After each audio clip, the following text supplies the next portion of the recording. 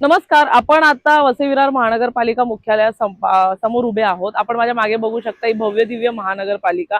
महानगरपालिकेचं भवितव्य येणाऱ्या काही दिवसातच ठरणार आहे. 15 जानेवारीला होणाऱ्या निवडणुकांमध्ये 16 जानेवारीला लागणाऱ्या निकालामध्ये येणारी बॉडी ही स्पष्ट होणार आणि अवघे 5 वर्षानंतर मोठ्या प्रतीक्षेनंतर वसई विरार महानगरपालिकेला त्याचा महापौर मिळणार. परंतु या संपूर्ण प्रक्रियेमध्ये जर आपल्याला माहिती असेल तर मागच्या काही वर्षांमध्ये एक हाती सत्ता बहुजन विकास आघाडीची होती, परंतु परिवर्तनानंतर भाजपाने देखील डोकं वर काढलं आणि वसई विरारमध्ये आता जोरदार प्रचार प्रसार करत भाजपाने आपली सत्ता आणली, परिवर्तन झालं आणि या परिवर्तनाचं जे काही बदल आहेत आपण सगळे बघत आहोत. बहुजन विकास आघाडी हे सध्या विरोधक म्हणून काम करत आहेत, भाजप ही सत्ताधारी आहे आणि जर पाहायला गेलं तर प्रशासकीय राजवटमध्ये देखील भाजपच आहे. त्यामुळे ह्या संपूर्ण प्रक्रियेमध्ये आता एक महत्त्वाचा प्रश्न उरतो, ते म्हणजे कोण किती स्ट्रॉंग आहे ह्यावर. तर आपण जर पाहिलं तर भाजपकडे आता सध्या एक हाती सत्ता आहे. एक काळ असा होता की बहुजन विकास आघाडीचा विरोध कोणी करू शकत नव्हतं आणि त्यावेळेसच जे आहे ते भाजपातर्फे देखील कोणता विरोध केला जायचा नाही आणि एक असा काळ होता की भाजपाचे कोणी नगरसेवक देखील नव्हते आणि भाजपमध्ये सहजासहजी कोणी पक्षप्रवेश पण करत नव्हते. परंतु त्याच काळामध्ये जर आपल्याला माहित असेल तर भाजपामध्ये असे अनेक धुरंधर होते ज्यांनी भाजपमध्ये त्या काळी आपलं कर्तव्य निभावलं. मग ते RSS मधून आलेले असू दे किंवा मग ते स्पष्टपणे भाजपच असू दे किंवा ते बाहेरून आलेले काही लोक असू दे, ते स्थायी झाले, काही इथले भूमिपुत्र असू दे, ज्यांनी भाजपमध्ये इतका मोठा प्रचंड मोठा विरोधक बहुजन विकास आघाडी सारखा एक मोठा पक्ष असताना देखील, वसई विरारचा मोठा पक्ष असताना देखील, ज्यांची एक हाती सत्ता होती, ज्यांचं राज्य होतं, इतकं सगळं असताना देखील भाजपमध्ये आपलं काम जे आहे ते अगदी चोखपणे केलं आणि कोणाला न घाबरता केलं. त्यावेळेस असं म्हटलं जातं की विरोध करणं हे सोपं नव्हतं, परंतु त्या कार्यकर्त्यांनी, त्या पदाधिकाऱ्यांनी तितकंच मन लावून विरोध केला. त्यावेळेस त्या कार्यकर्त्यांना कुठेतरी माहिती होतं की एक असा वेळ येईल की ज्या वेळेस भाजप वसई विरारमध्ये आपला झेंडा रोवेल, भाजपाची सत्ता येईल आणि कुठेतरी या संपूर्ण दडपशाहीला जी आहे ते ठाम बसेल आणि या संपूर्ण वसई विरारमध्ये कुठेतरी आपली सत्ता आल्यानंतर आपल्याला तो चान्स मिळेल. परंतु खरंच आज आम्ही हा प्रश्न विचारला आलोय की वसई विरारमध्ये भाजपच्या पदाधिकाऱ्यांना, कार्यकर्त्यांना तो मौका मिळतोय का? तो मौका जो मिळाला पाहिजे होता त्या जुन्या पदाधिकाऱ्यांना, कार्यकर्त्यांना, तो आज भाजपमध्ये मिळतोय का? बहुजन विकास आघाडीने आधी ज्या प्रकारे कोंडी करून ठेवली होती त्याच प्रकारे आता भाजपमध्ये स्वतःच त्यांच्या नेत्यांकडून कार्यकर्त्यांची आणि पदाधिकाऱ्यांची कोंडी होतीये का? हा आहे आजचा विषय. भाजप वसई विरारमध्ये आता एक हाती सत्तेवर आहे. महायुतीची सत्ता सर्वत्र पसरलेली आहे. पालघरमध्ये देखील काल शिंदे गटाचा जयघोष झाला.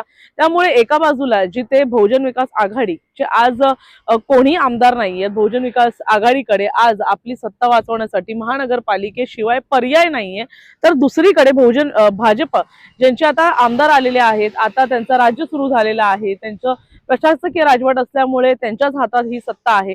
त्यामुळे कुठेतरी भाजपला हे खूप सोपं आहे, कुठेतरी महानगरपालिकेमध्ये आपला झेंडा रोवणं. त्यांचे प्रयत्न देखील सुरू झाले आहेत आणि एका बाजूला बहुजन विकास आघाडीचे नगरसेवक, आतापर्यंत 10 नगरसेवक जे आहेत ते भाजपमध्ये गेलेत. भाजपची रणनीती चांगली आहे, नेहमीच आपण म्हणतो तसं ग्राउंड लेवलला काम करणारा पक्ष आहे. परंतु कुठेतरी एक प्रश्नचिन्ह अजूनही उपस्थित राहतंय. एका बाजूला जसं की बहुजन विकास आघाडीच्या 10 नगरसेवकांनी आतापर्यंत भारतीय जनता पक्षामध्ये पक्षप्रवेश केलाय. या पक्षप्रवेशानंतर आता एक मोठा प्रश्नचिन्ह उपस्थित राहतोय की तिकीट द्यायचं कोणाला. हे जे कोणी नगरसेवक इथून तिथे जात आहेत ते तिकिटासाठी जात आहेत. कदाचित पक्षामध्ये त्यांची नाराजगी असेलही, परंतु कुठेतरी त्यांचं फिक्स तिकीट असताना देखील त्यांनी भाजपकडे उडी घेतली, कारण त्यांना माहिती होतं की भाजप त्यांना तिकीटही देणार आणि जिंकवूनही आणणार आणि ह्या कुठेतरी गॅरंटीवर ते लोक भाजपमध्ये गेले. परंतु ह्यामध्ये सगळ्यात मोठा प्रश्न उपस्थित राहिला की जे पदाधिकारी गेल्या अनेक वर्षांपासून रक्ताचा घामाचं रक्त करतायत त्यांचं काय पुढे काय? या पदाधिकाऱ्यांची कोंडी व्हायला लागलेली आहे. प्रत्येक प्रभागामध्ये जर आपल्याला माहित असेल तर आज आपण ज्या प्रभागात उभे आहोत हा आहे प्रभाग क्रमांक 11. या प्रभाग क्रमांक 11 मधून 56 इच्छुक उमेदवार आहेत आजच्या घडीला. म्हाडा, यशवंत गौरव हा जो परिसर आहे, या परिसरामध्ये 56 इच्छुक उमेदवार आहेत.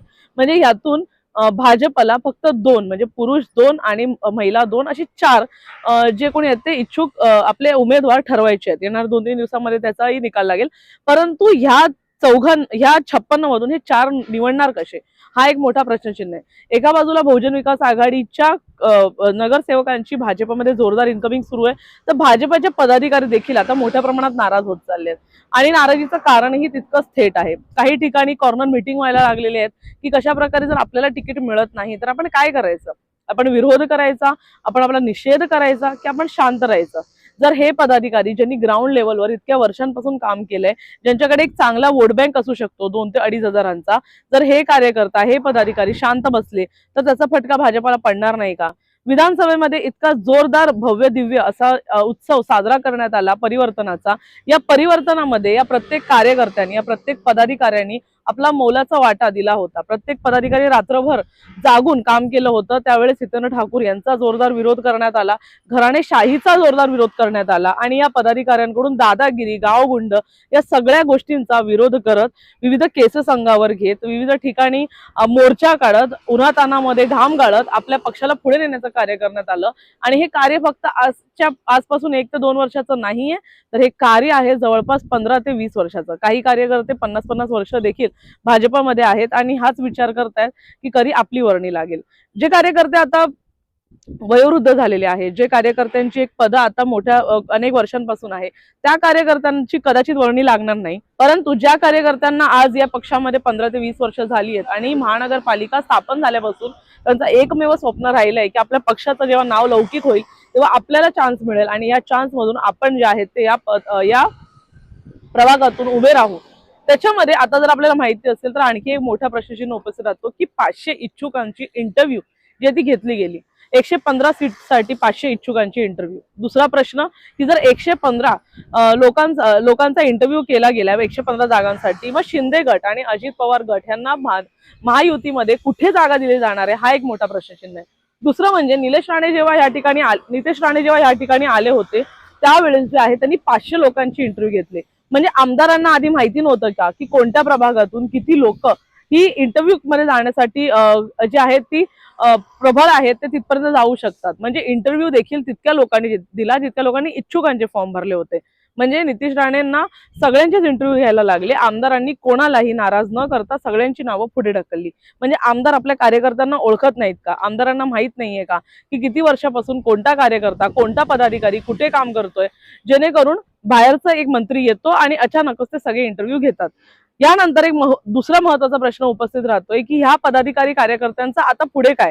आज निवडणुका झाल्या, जर ह्याच्यामध्ये भारतीय जनता पक्ष जिंकतो तर वारे वा, पण हरतो आणि बहुजन विकास आघाडी किंवा महाविकास आघाडी जे की एकत्र होतानाची चर्चा आहे यांची युती जिंकते, यांचा महापौर बसतो, तर पुढे 5 वर्ष याच भाजपच्या कार्यकर्त्यांचा आपल्या पक्षावर किती विश्वास राहील हा देखील मोठा प्रश्नचिन्ह आहे. जर तिकीट मिळतं तर चांगली गोष्ट आहे, परंतु जर नाही मिळत तर पुढे काय, हा देखील एक मोठा प्रश्नचिन्ह. आलेले ज्यांना राजकीय अनुभव आहे, ज्यांनी महानगरपालिका निवडणुका लढलेल्या आहेत, ज्यांना महानगरपालिका निवडणुकांचा अनुभव आहे, ते जेव्हा तिकडे जातात इतका मोठा पक्ष सोडून, बहुजन विकास आघाडी देखील पाहायला गेलं तर वसई विरारचा एक सगळ्यात मोठा पक्षच आहे आणि जेव्हा इतका मोठा ताकदीचा पक्ष सोडून जेव्हा ते तिथे जातात ते याच अपेक्षेने जात आहेत की त्यांना तिकीट मिळेल.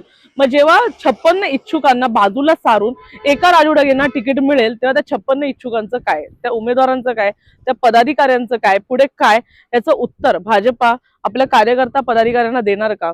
काही सूत्रांकडून आम्हाला असं देखील माहिती पडलं की विविध ठिकाणी नाराजी व्यक्त करण्यासाठी आणि आपली नाराजी बाबत आपण पुढे काय करावं यासाठी विविध ठिकाणी कॉर्नर मीटिंग नाराज पदाधिकाऱ्यांमध्ये सुरू झालेले आहेत. या पदाधिकाऱ्यांनी आता विचार करायला सुरू केलेला आहे. मग याचा फटका भाजपला पडू शकतो का? एका बाजूला बहुजन विकास आघाडी या सगळ्या गोष्टीमुळे सेफ होऊ शकते का, हा एक मोठा प्रश्नचिन्ह आहे.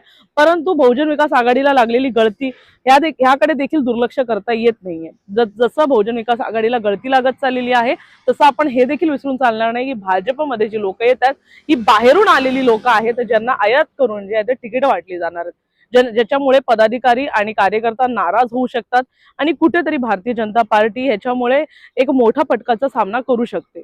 बहुजन विकास आघाडीमध्ये जी लोक आहेत ते भूमिपुत्र आहेत किंवा ते अनेक वर्षांपासून त्या पक्षामध्ये आहेत आणि ज्या प्रकारे सततचं त्यांच्या पक्षप्रमुखांकडून बोललं जातं की कार्यकर्त्यांना विसरून चालत नाही, तर हितेंद्र ठाकूर यांच्या प्रत्येक वाक्यामागे जेव्हा कार्यकर्ता जोडला जातो तेच आता भाजप जी आपल्या कार्यकर्त्याला क्षुल्लक समजून एका बाजूला कुठेतरी बाजूला डावलते आणि त्याच्यामुळे मनस्ताप या कार्यकर्त्याचा होतोय, त्या पदाधिकाऱ्याचा होतोय, ज्यांनी आपल्या आयुष्यातली 10 ते 15 वर्ष फक्त आणि फक्त या पक्षाला मोठं करण्यासाठी दिली आणि ह्याच्या बदल्यात काय मागितलं तर जेव्हा या पक्षाचं नाव लौकिक होईल, जेव्हा या पक्षाची वसईविरारमध्ये एक जागा बनेल, तेव्हा आपल्याला योग्य तो मोबदला मिळायला पाहिजे आणि ते होतं एक नगरसेवकचं तिकीट, जे आता मिळणार की नाही त्याची देखील कोणतीच खात्री नाहीये. काही पदाधिकारी हे आपल्या पत्नीला किंवा पत्नीला, आईला किंवा बहिणीला देखील उभं करू शकतात महिला वॉर्डमधून, जेणेकरून त्यांचं देखील तितकंच वर्चस्व राहील त्या त्या वॉर्डमध्ये. परंतु जर नाही तर काही ठिकाणी जिथे एखादा पदाधिकारी आपल्या पत्नीला तयार करतोय उमेदवारीसाठी, तिथेच भाजप दुसरा इच्छुक देखील तयार करत आहे. मग हे कितपत योग्य? आपल्याच कार्यकर्त्यासोबत आणखी एक कार्यकर्ता समोर उभा करायचा, जेणेकरून त्याला आधीच ते कॉम्पिटेटिव्ह फिलिंग यावं आणि त्यांनी माघार घ्यावी. मग काय करणार? जर 2,500 ते 3,000 वोटर या व्यक्तीकडे असतील, मग भाजप पुढे काय करणार? त्यामुळे पाहण्यासारखं असेल भाजपमध्ये कार्यकर्ता पदाधिकाऱ्यांच्या होणाऱ्या कोंडीनंतर पुढे ह्याचा निकाल काय लागतो. कारण येणाऱ्या काही दिवसातच निकाल आहे, काही दिवसातच निवडणूक आहेत. 20 दिवसामध्ये कोणतं चित्र कसं पलटतं. धन्यवाद.